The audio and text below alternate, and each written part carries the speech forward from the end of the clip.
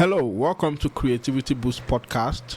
Today I have a return guest who goes by the name Alison Mullins. Hi Alison, it's super good to have you here again. How are you doing? Back again. You can't get enough of me, huh?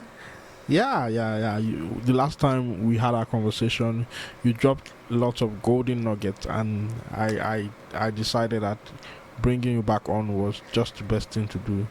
So it's Oh, good to have you. thank you. Thank you so much. Yeah, and today we're going to be talking about how to create time for creativity, and I feel it's such an interesting topic to discuss. And I also believe that bringing you to unpack this topic would be very valuable because you're someone who does achieve a lot of things within the same time that everybody has, which is 24 hours. So do you want to get us started on your journey and how you feel like you have been able to maximize your time, create time for the different creative endeavors that you have accomplished so far? Oh my gosh. Well, if this is the first time a listener is tuning in, I'm Allison and I own a couple of businesses actually. So I have a small time marketing company called Alpha Colores Creative Marketing. That started in 2016. Right now, I don't have any private clients. My main client is the brand that I am building, which is Rep Methods.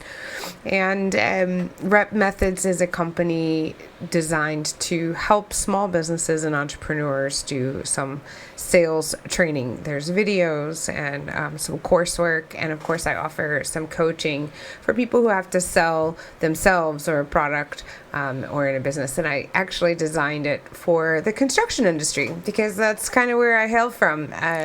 Manufactured goods for building houses and kitchens and bathrooms is kind of where my roots lie in the sales aspect of the business, but I've also sold clothes and other things. So on top of that, your guests may not know that I am also a sales rep for a company in Italy. Grassi Pietri of Vicenza, Italy, has hired me as a contract salesperson. So I work with them a few weeks out of the year. It is a lot. It is a lot. So thank you for thank you for honoring the fact that I do have a lot of things to fill within a 24-hour day. I'm working on my second book and trying to find the time to write and be creative. So I think I have a few things to participate in this conversation. And before I go into any tips, I also want to let the listening audience know that it is an evolutionizing process. It's a constant battle, time management, and it's something that I work on all the time. So even I fault at times, and I'm not perfect in any way. But the biggest topic that I use in all of my tools is time blocking. Time blocking is about the only thing that works for me. So I am very calendar driven, and we can continue to chat about that. But are you familiar with time blocking here, Duffy? Yes, I do that a lot in my day-to-day, where you just block off time on the calendar. And then I'm also familiar with time boxing, like that is, allotting a box of time to a particular problem-solving activity so that you don't spend too much time on it. Yeah. Yeah, this is, similar, same concepts. I mean, everybody's used to using a calendar when they see an appointment invite come across, right? I mean, if your audience is listening, they've been invited to a meeting, or like we're doing this podcast right now, the concept of time blocking is already established by all these mechanics that we have, the phones and Outlook and everything. It was already there, but I think the responsibility that I've had to create is time blocking and visualization using not only that daily calendar, but the weekly calendar, the monthly calendar, and I have to truly try to imagine the space that I'm going to need in order to accomplish a task. So I was writing about this morning, actually a chapter in the book that I'm talking about mental health. What wears on me sometimes is procrastination. Wow. I was going to touch on that, but now that you brought it up, many people procrastinate, and the easy excuse is I don't have time, so I'll do it later. And for me, I was almost getting into that hellhole for one of my very key projects that I've successfully, delivered 80% of now.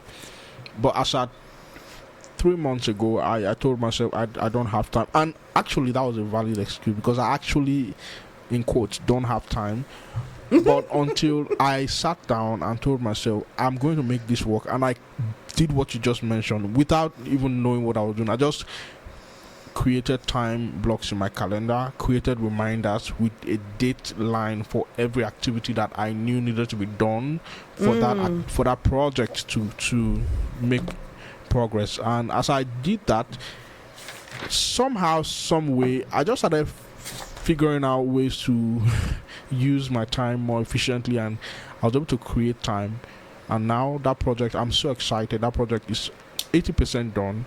Right Wow. now, I'm just doing like reviews and just trying to add some finishing touches. So, yeah, do you want to tell us about procrastination and how you've dealt with it yourself, and how one can create time, and deliver on key projects and key goals and aspirations that one may have? Right. Well, you hit on something that I probably need work on myself, which is deadlines. Like, I need to create better deadlines for myself in order to get things done. But because of my personality, I tend to be a doer, and I'm constantly doing. So deadlines aren't typically the issue for me. It's setting aside the time to do the work, because I can get lost in multitudes of projects, and I can forget to do things like following up, for instance, especially when it comes to the work that I do under contract. It's just part-time. It's not, they don't pay me for full-time work, but I have to remember to follow up with things that I've done, or I'm not selling anything at all. And procrastination hits me all the time. This is so on point for me this week because I just came off of a trip to Atlanta, Georgia, and I was working for the limestone company, Grassi. And when I am working for them, I try to be fully all in, and I can't really handle anything else. So knowing that I have a goal set for myself to launch the book this fall, and I'm working on the chapters. I think it was 3 weeks ago, I set some goals that I would try to write 1 hour a day. Just 1 hour. No more, no less. But if I could dedicate 1 hour of my day to getting the words on paper, this is something that I learned from my writing coach, that it doesn't really matter if it's perfect, and I don't need to spend any time on editing. I don't need to worry about formatting. I literally just need to sit down and write words on paper in an hour. And if I could do that over the course of the next month, imagine how many words you can get on paper in an hour. How many words do you think you can get on paper in an hour, Irdafi? Have you ever, you've written books. Yes, definitely.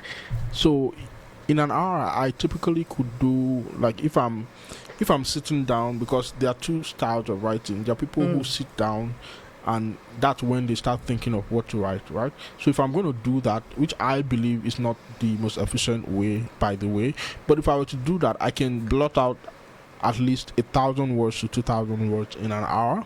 Okay.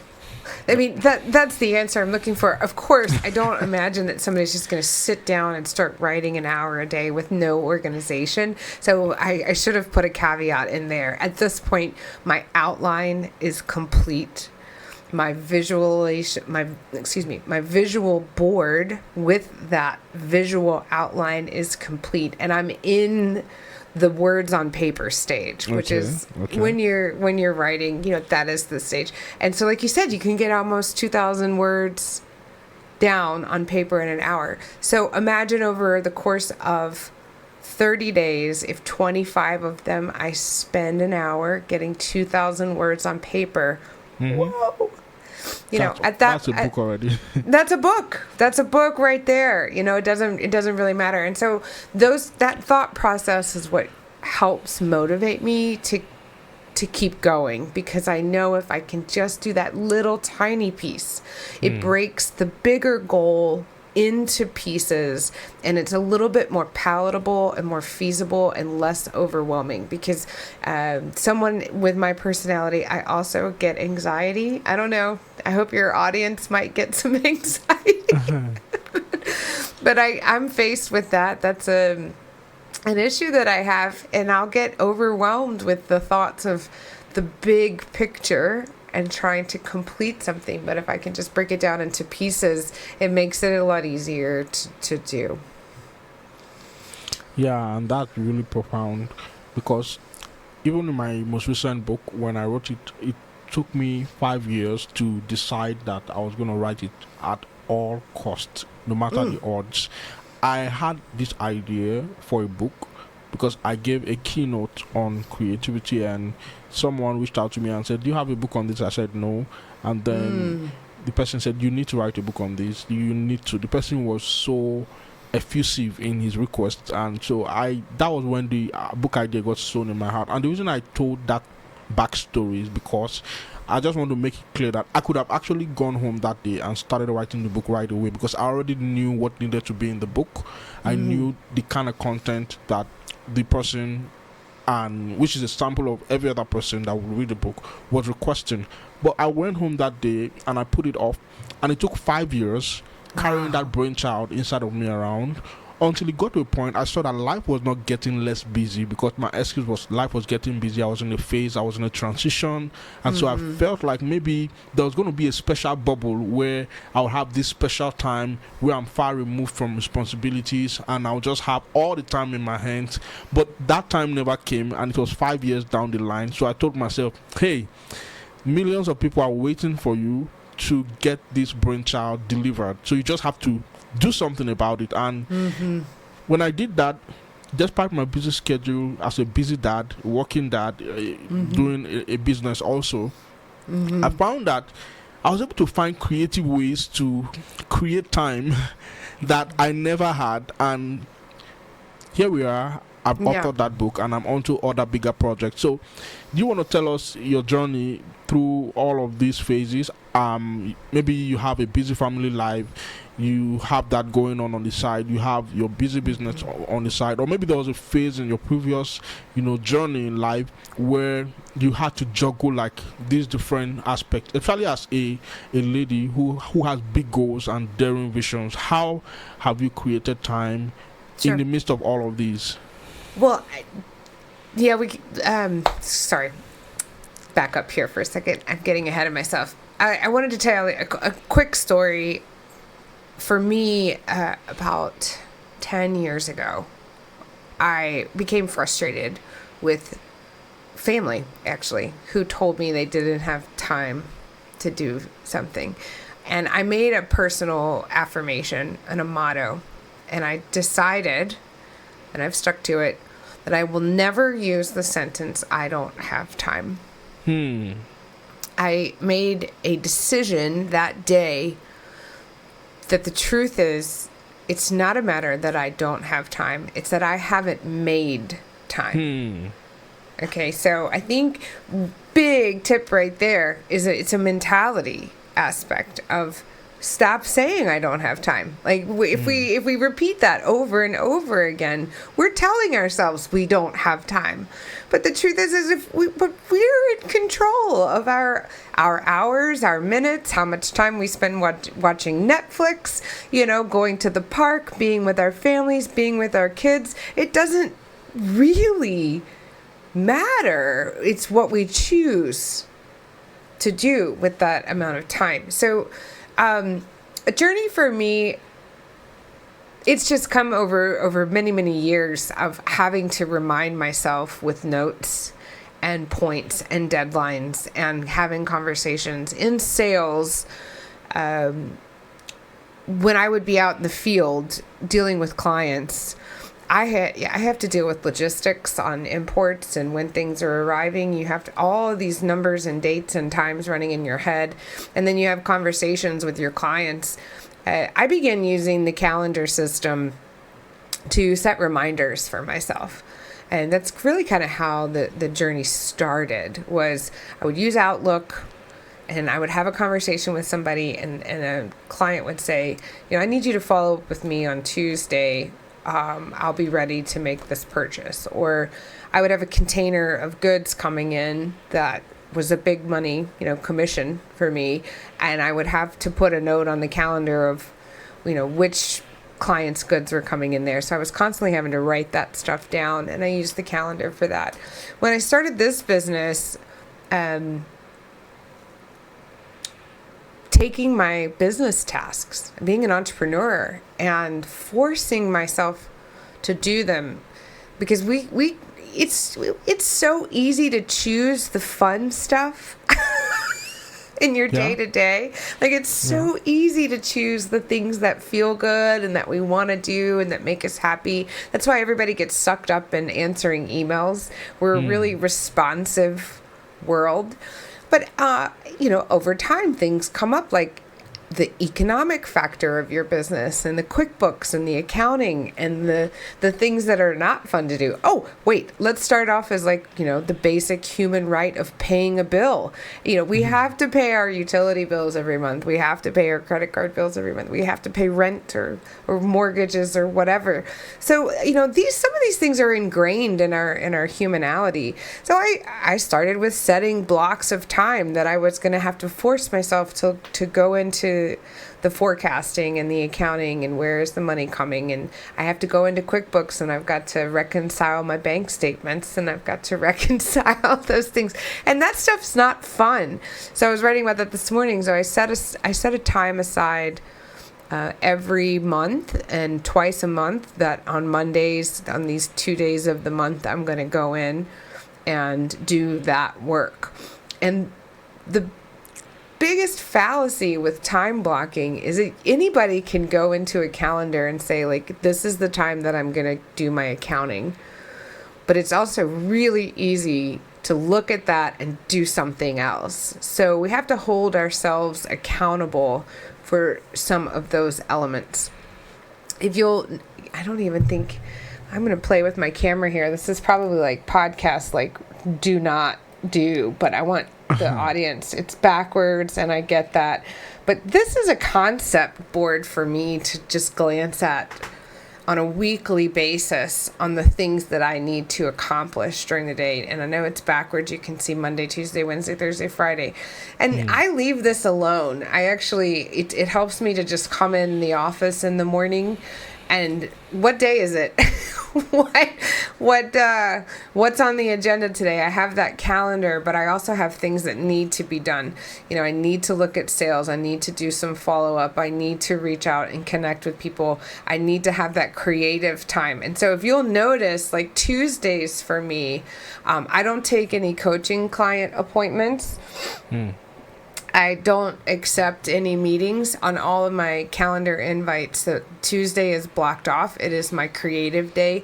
It is the day that I can spend all that beautiful time in Canva and for social media creation and any elements, whether it has to do with the book.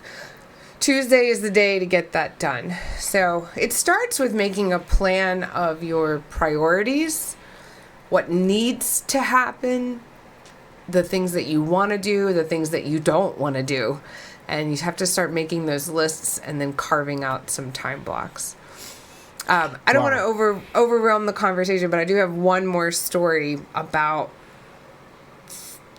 the calendar. If you're ready for that, Duffy. Yeah, I'll let you land on your thought, but I'll just like to throw in a twist to my question. What about the fear of feeling like a robot with all of these predefined time blocks and calendars and whatnot? I think there are people like that who they don't want to feel like a robot. So how do you deal with that? Do you ever feel like a robot? So if you can answer that along with your landing thoughts, that'd be great. Yeah, they actually go hand in hand. back when in 2011, when I went from being inside sales in a box to outside sales, and I had nobody driving the bus but me. It was all up to me. My schedule, visiting clients, how the time management was going. There was nobody really even watching me. It was the wrong kind of person can take advantage of that amount of free decision making at will. And you're right, robotic is not fun, but a 30-day desk calendar helped me to stay organized in taking a geographic territory, and breaking it down into smaller parts and pieces so that I could put cities on a map of where I was going to be visiting. And then I could help control where I wanted to be. Like on Mondays and Fridays, I wanted to be close to home. I didn't want to be driving a 3-hour commute to get home on those days. So I knew that helped me to visualize where I needed to be during those time periods. And over time, by using a handwritten planner and a 30-day calendar, the intuition developed, and it became less robotic, and it became more automatic. I think that the concept of time blocking isn't about mechanics. It's about creating not only the space for you to do those things, but also a muscle memory. Like you're working a muscle, you're working your brain muscle in knowing that you need to have that yin and yang, that balance between creative things and functional things. So by using these methods, it helps build muscle memory in our brains so that we cannot forget to do the things that we have to do and not just focus on the things that we love to do. Does that make sense? Yeah. Wow, that makes sense. So, what do you think about the concept of maximizing time? Like, you hear people who say they are able to collapse time. They say they are able to achieve more in less time. Is that a concept you're familiar with? Creating more in less time? I think it goes back to what we were discussing initially about that writing for 1 hour a day. If I've set that larger scale project into baby, small, biteable, swallowable pieces, and I'm not concerned with editing, reading what I've written, I'm literally just concerned with that one task, which is like getting the words on paper, I'm actually able to maximize that entire hour so much more. Imagine if you took an hour to write or to paint. And within that hour, you can either paint or write freely, at will, with whatever just comes out naturally, letting your creative juices flow. If you're stopping in the middle of that to correct typographical errors or to, fix something that didn't quite turn out exactly the way you envisioned it, if you stop yourself in the middle of that track, you're stopping your natural progression, and it's not flowing as freely and as quickly as if you just let your brain go. And I think that speaks to your point of more in less. If I can take that hour and just do the best that I can, there's nothing that's holding me back. I'm going to pay a professional editor to come back and proofread and do all of that fixing for me. I just need to turn my brain on and let those words pour out and let the stories come out and be my storyteller self. If I stop in the middle of that fixing and correcting and analyzing, oh man, I might only get 150, 200 words out, not 2,000. Don't you agree? Yes, I totally agree. And true confession here, I usually do that from time to time in my own journey. Like there are days I will just be over analytical of what I have written, and I'll just find myself fixating over an idea I put down and just pouring over that idea and going over it. And then maybe at the end of 2 to 3 hours, I won't be able to write as much. But for me, that's kind of like a value add, because I feel like, oh, I'm also contributing something to that project at that time. Or maybe I don't feel like writing. I just, okay, let me read what I wrote yesterday, or read what I wrote. So it's just a way of me, getting myself to actually contribute something even when I don't feel like it. But I don't think it's the best approach, especially when you are someone that has very limited time. And so I don't even recommend that to the people that I coach on writing, because I found more efficient ways of doing that. And I don't even recommend sitting down to write for hours or figure out what to write for hours again, because I found much more efficient ways. And something that you pointed out, to your point of finding ways that you can leverage people by buying back your time, I think that is one very important concept that people also need to learn. You create time by also buying back your time. So an activity that you hate, and that there are people out there that can do it even more efficiently, there's nothing wrong in paying these people, like a proofreader, an editor, to save you that time and help you focus on something more valuable. So that is something really profound. And there are people who think that they are not familiar with the importance of buying time with money. So they rather spend a whole bunch of their time saving a little bit of money. What do you have to say to these people as to the importance of this concept and how it can help you create time? Oh boy. Well, luckily I've been blessed with a tiny bit of humility. I'll tell a story to answer this point. Writing my first book, just like you mentioned, you walked away from that conference and you knew everything that you needed to be in that book. You knew you had all of the content up here. Yeah. And it still took you over 5 years. 5 years to get that book out. For me, I had all of the data up here, the things that I wanted to say, and I knew nothing about writing a book. So I immediately sought after coaching to help me get through that process. And I found a company online. They are a very spiritual, religious-based program, honest, good people, and they had all the tools. And so I did, and I knew there was no doubt in my mind to invest in that. But I could see where someone would say, like, I don't want to spend $5,000, on a writing coach. I don't have that kind of money to invest. But let me tell you two things. Number one, the first draft I wrote on the book, I thought that was it. I'm like, I'm not gonna need another few drafts, like maybe one. I just need to read through this and perfect it, and I can send this to an editor. And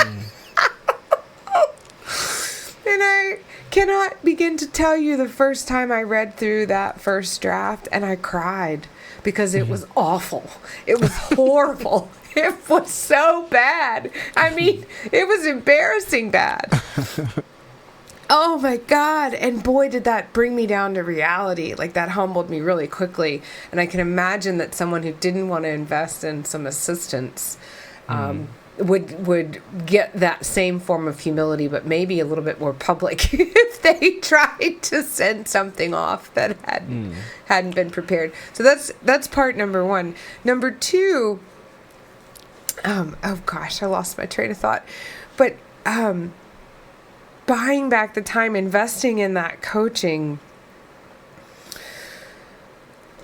when I actually applied the principles that someone else brought to the table for me, and I took that mind dump and I went back to the drawing board and started over completely fresh with a new outline, and I had some serious coaching with this other people, I was actually able to use that investment more fluidly through the second, third, and fourth draft process. Essentially, the outside investment that I made in hiring a coach that's the point, pays for itself over and over again. So my initial investment of, like, let's say, I think it was $5,000 for me to do a year worth of writing school, and they help with a lot of the publishing. And yes, it was a major expense, but now I have these tools. They're mine.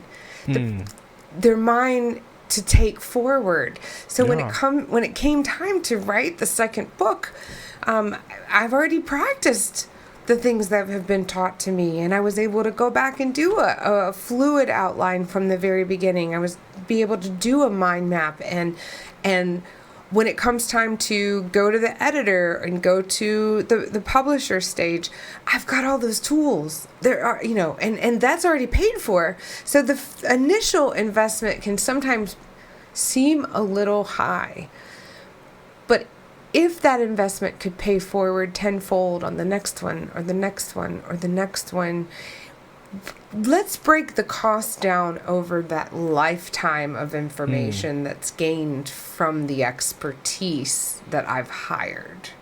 Sorry it took me a while to get there, you guys. Again, thank you for bearing with me. Yeah, no qualms at all. I really appreciate the response you gave, because it's really, really spot on. There's no point wasting a whole bunch of your time trying to save a little bit of your money. Now, for me, why I spent 5 years, I feel it was part of my journey, because at that time I had written like 16 books, right? So I knew the drill, but I felt like I was in that place where God wanted me to have that experience, to know what other creatives were going through, what other potential authors who are just trying out for their first book were going through, and to really understand why people go to the grave without birthing their brainchild, whether it's a book, an app, a business, a project, right? So I've come to understand that the Bible says, redeem the times because the days are evil. And if you study that word very well, or that verse very well, it was talking about buying back your time. So even God wants us to buy back our time, because He wants us to spend our precious time doing the things we love, being with our family, creating, right? And anything that will be an impediment to our creation process, we need to figure out a creative way to remove that thing from our bucket list and create space, create more breathing room for activities that will engender our creativity and help us maximize our potential and help us birth our brain children with speed and direction. So that is really, really profound, and I believe that those who are listening on the other side have found profound insight and value on how to create time for creativity. In fact, if there's nothing else you get from today's conversation with Alison, let it be that your time is more valuable than money.